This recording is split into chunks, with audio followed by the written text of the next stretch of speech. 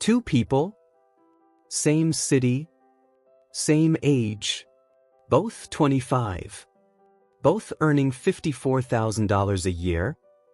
Same number. By 40, Marcus has $12,000 in savings, a car he's still paying off, and a growing suspicion that something went wrong somewhere, he just can't name it.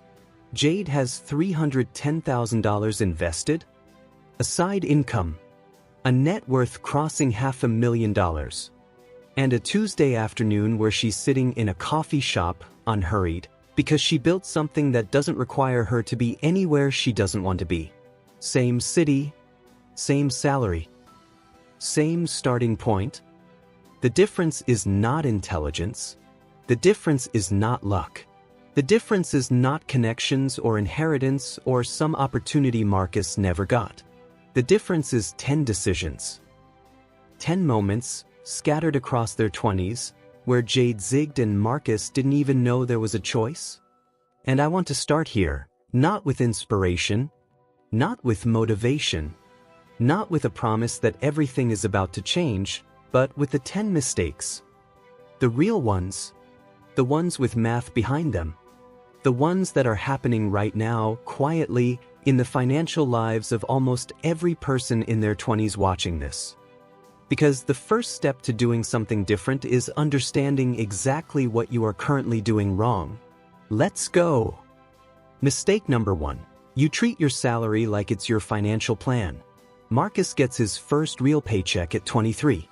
$3,480 after taxes. And something clicks in his head that will take him a decade to unclick. The thought is simple, almost automatic.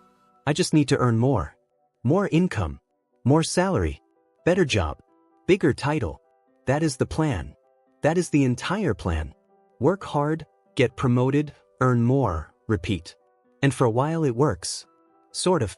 At 23 he's earning $47,000. At 26 he's at $58,000. At 29 he's cleared $71,000. The income is growing. The savings are not. Because a salary is not a financial plan. A salary is a starting point.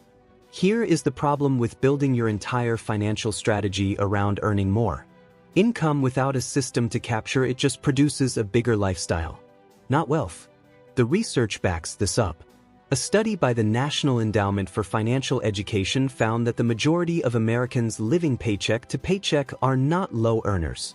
They are middle-income households who never built the infrastructure to hold onto what they make. Marcus earns more every year.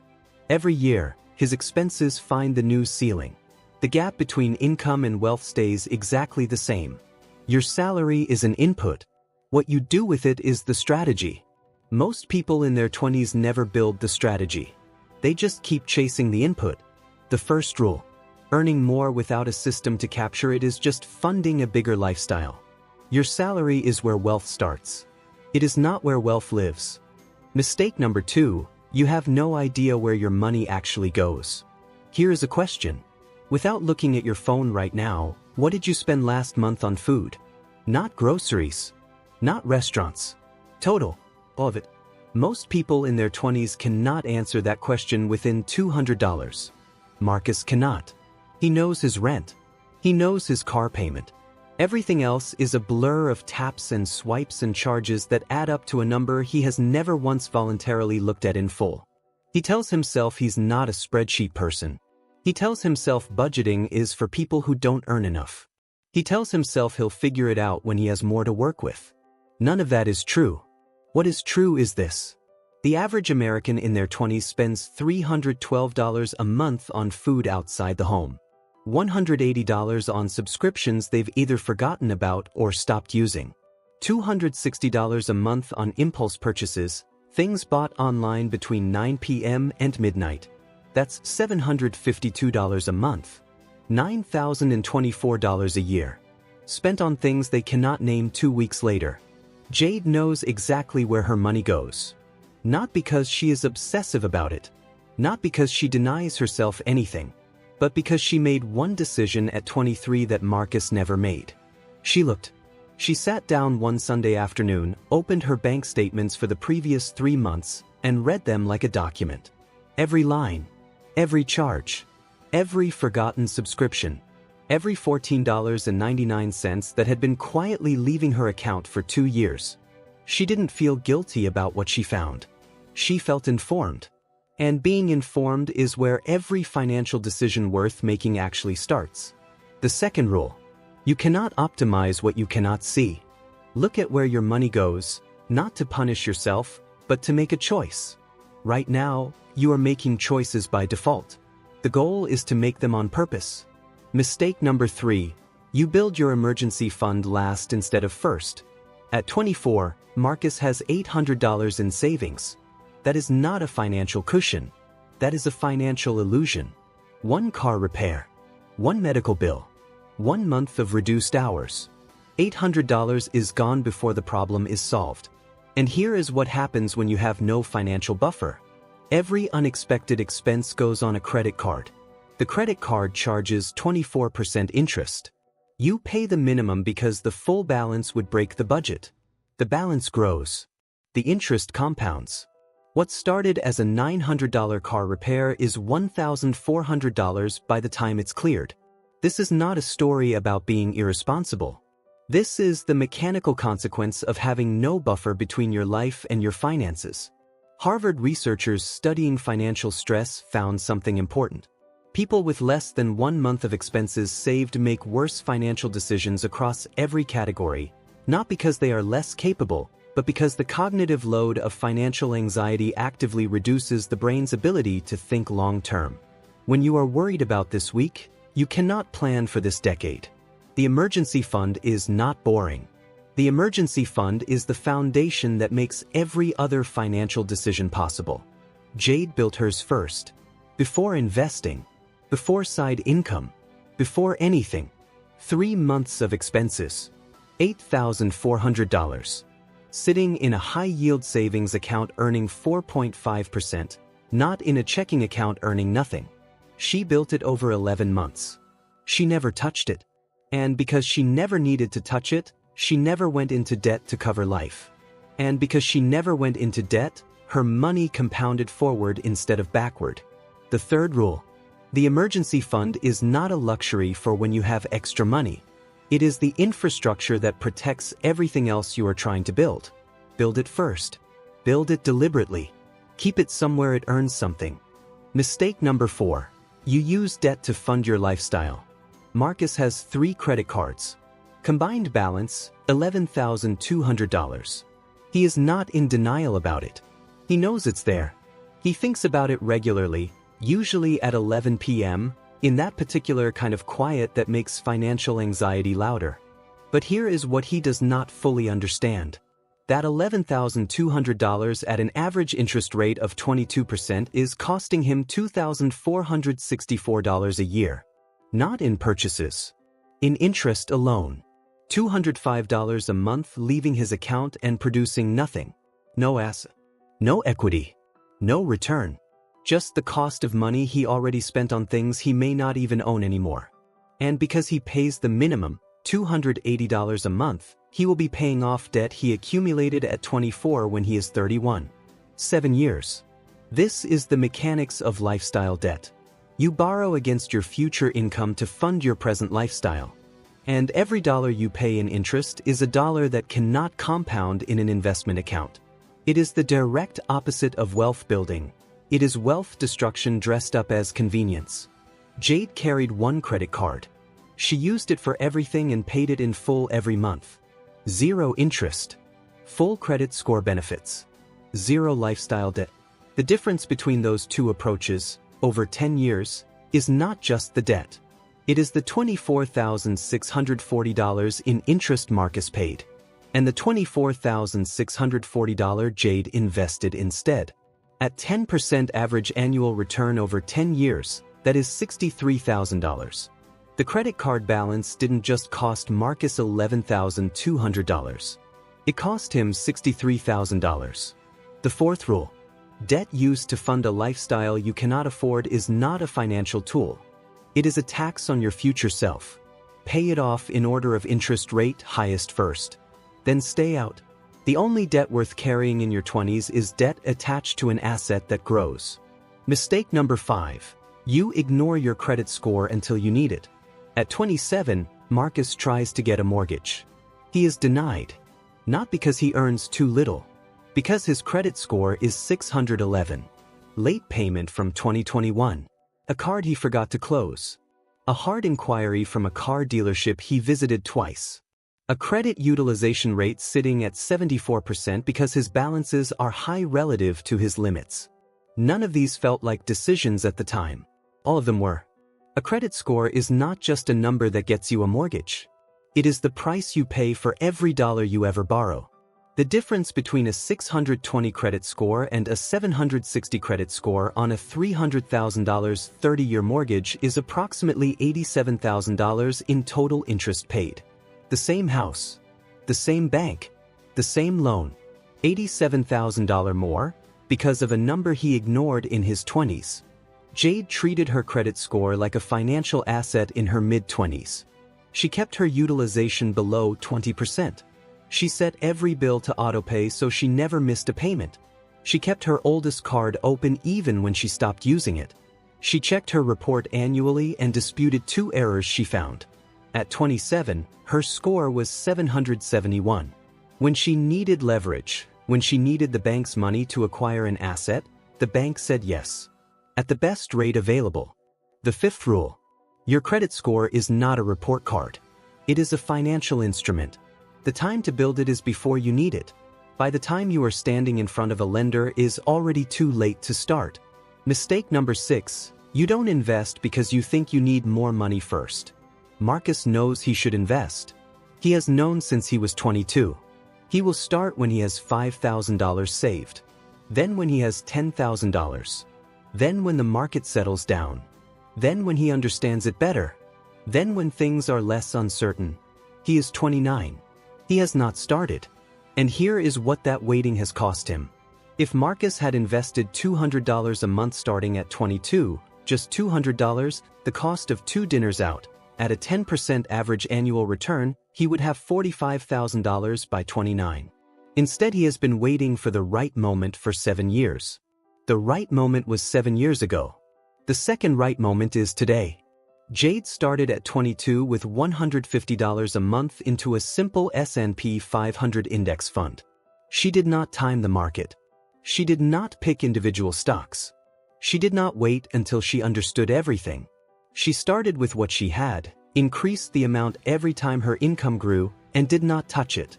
By 29, her portfolio was at $38,000. Not from financial genius. From starting. The math of compound interest is not complicated. It is just ruthless about time. Every year you wait is not a neutral decision. It is an expensive one. The 6th rule. The amount you start with does not matter. The date you start matters enormously. Start with $50 if that is what you have. Start with $150. Start with whatever number does not require you to wait. The habit is the asset. The time is the asset. The amount catches up later. Mistake number 7. You lifestyle inflate every single raise. Marcus gets a raise at 25. $58,000. Up from $47,000. An extra $916 a month after taxes. Within 90 days, his rent is $200 higher. His car payment is $180 more. His dining spending has quietly climbed $140 a month. 2 new subscriptions. A gym upgrade. A few more online orders. $916 extra coming in. $910 extra going out.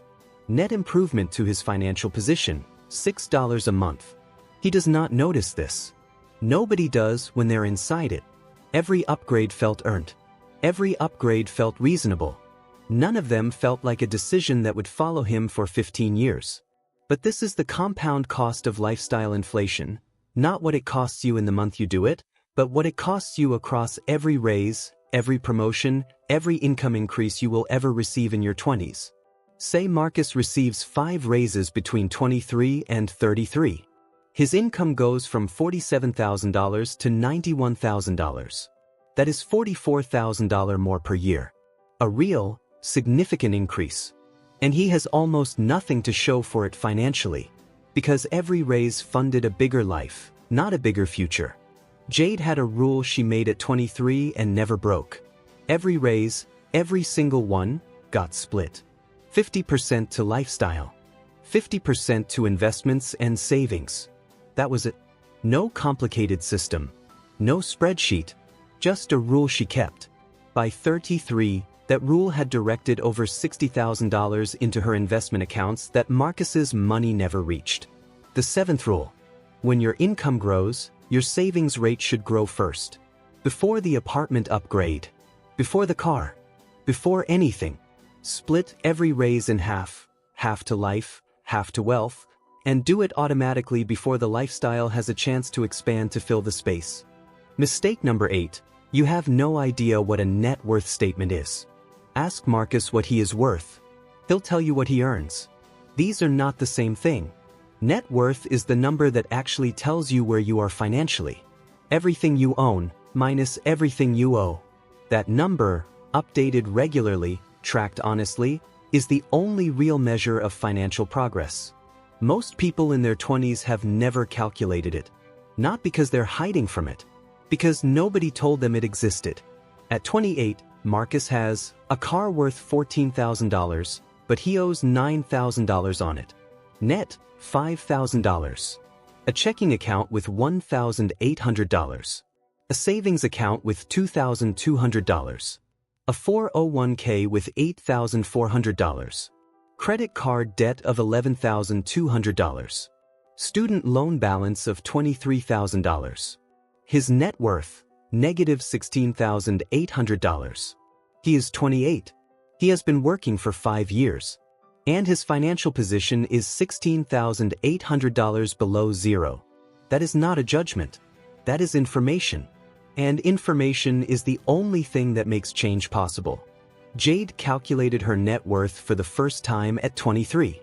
It was negative $9,400, student loans, credit card, nothing in savings. She was not discouraged. She was oriented. She knew exactly where she was starting from. She tracked it every quarter. Watched the negative number shrink. Watched it cross zero at 26. Watched it climb. The tracking itself changed her decisions. You spend differently when you know the real number. You prioritize differently. You feel differently about every financial choice when you can see exactly what it does to a number you have decided to grow. The 8th rule. Calculate your net worth today. Not to feel good or bad about it, to know where you actually are. Track it every quarter. The number you watch is the number that moves. What gets measured gets managed. Mistake number 9. You think investing is for people who already have money. Marcus thinks the stock market is for people with real money. Not $200. Not $500. Real money. Grown-up money. He thinks real estate is for people with a down payment he can't picture having. He thinks side income and business ownership are for people with connections or capital or courage he hasn't found in himself yet. He is waiting to feel qualified. And this waiting, this sense that the game hasn't started for him yet, that the table is set for people who arrived with more, is the most expensive belief he holds. Because the truth is simpler and harder than the story he's telling himself. The market does not care what you earn. It does not check your credentials before it lets you in. A $200 investment and a $200,000 investment earn the same percentage return. The only thing the market rewards is time in the market. And every year Marcus spends feeling unqualified is a year of compounding he cannot recover. Jade did not feel qualified at 22. She opened a brokerage account anyway. She bought $150 worth of an index fund anyway. She felt like she was playing a game she didn't fully understand. She kept going anyway. 5 years later she understood it. 10 years later it was working for her in ways she hadn't imagined at 22. The knowledge came from doing it. Not before. The 9th rule. You do not need to feel ready. You need to start. The financial system in your 20s is not locked behind a wall you haven't reached yet. It is available to you right now with whatever you have, at whatever level of understanding you currently possess. Get in and learn as you go. Mistake number 10. You are playing a short game in a long game. This is the mistake that contains all the others. Marcus thinks in months. Can I afford this month's rent? Can I pay off this card by next month? Can I save a little more next month? Jade thinks in decades. What does this decision look like in 10 years? What does this habit cost me over 20? What am I building not just this month, but this decade? The same salary, the same city, the same Tuesday afternoon. Marcus sees a paycheck and a bill. Jade sees a compounding machine she is either feeding or starving with every decision she makes. This is not a personality difference. It is a framework difference. And frameworks can be changed. The research on wealth building is consistent across income levels, geographies, and generations. The people who build real wealth are not the ones who earn the most. They are the ones who stayed in the game the longest with the most consistent behavior. Consistency beats intelligence. Time beats income. The long game beats every short game ever played. At 40, Marcus and Jade are the same person they were at 25, in terms of fundamental character, values, effort. Neither worked harder than the other. Neither got luckier than the other. The only difference is the game Marcus was playing for 15 years, and the one Jade played instead. The 10th rule. Every financial decision you make in your 20s is a vote for the version of yourself you are building at 40. You are not just spending money. You are not just saving money. You are designing your future options, one small decision at a time. Play the long game. Start now. The people who win financially are simply the ones who refuse to stop. 10 mistakes. Not 10 disasters. Not 10 catastrophes. 10 quiet, ordinary, invisible decisions that most people make by default in their 20s because nobody ever sat them down and ran the numbers. You have seen the numbers now. Marcus and Jade started in the same place. They will end in completely different places. Not because one of them was exceptional and one wasn't. Because Jade understood one thing Marcus didn't. The game is long. The decisions are small. And the cost of the wrong ones isn't felt today. It is felt at 40, quietly, in the gap between where you are and where you thought you'd be by now. Some of you watching this are 22. Some are 27. Some are 31, doing math in your head right now that doesn't feel great. Here is what I want you to hear regardless of where you are. The best financial decisions you will ever make are the ones you make after understanding the cost of not making them. You understand the cost now. Most people who watch this will nod, close the tab, and change nothing. Not because they don't care. Because knowing and doing are separated by something that feels small and is actually enormous. The decision to start. Not to fix everything. Not to have it all figured out. Just to start. One account opened. One emergency fund begun. One raise split in half. One net worth calculated. Just one. Today. Because the money is not waiting. It never has. And the version of you at 40 is being built right now, in the decisions you make or don't make between now and the moment you close this video. That version of you is counting on the one you are today. Don't make them wait. Which of these mistakes are you willing to let go today? Drop it in the comments section. See you in our next video.